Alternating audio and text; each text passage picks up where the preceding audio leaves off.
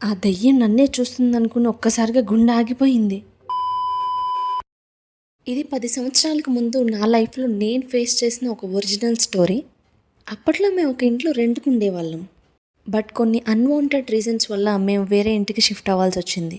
అప్పట్లో మేమున్న సిట్యుయేషన్‌కి మా బడ్జెట్‌కి తగ్గట్టు ఏ ఇల్లు మాకు దొరకలేదు. చివరగా ఒక ఇల్లు కనిపించింది.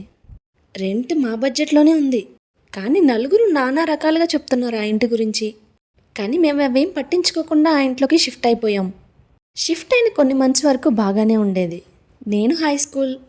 నాకు ఎర్లీ మార్నింగ్ 5 నుంచే క్లాసెస్ ఉండేవి. అప్పుడు వెళ్తే నేను వచ్చేపాటికి మళ్ళీ నైట్ అయ్యేది. మా నాన్న కూడా డ్యూటీకి వెళ్ళిపోతే వచ్చేపాటికి 9:30, 10 అయ్యేది. అమ్మ మాత్రమే ఇంట్లో ఉండేది. కానీ ఒకసారి మా అమ్మ మేమందరం కలిసి భోంచేస్తుంటే ఇలా అనింది. నాకు ఈ ఇల్లు ఏంటో ఇబ్బందిగా ఉంది. ఏదో సరిగ్గా ఉన్నట్టు అనిపించడం లేదు. ఎవరో నన్నే చూస్తున్నట్టు, ఎప్పుడు నా వెనకాల నుంచున్నట్టు అనిపిస్తుంది.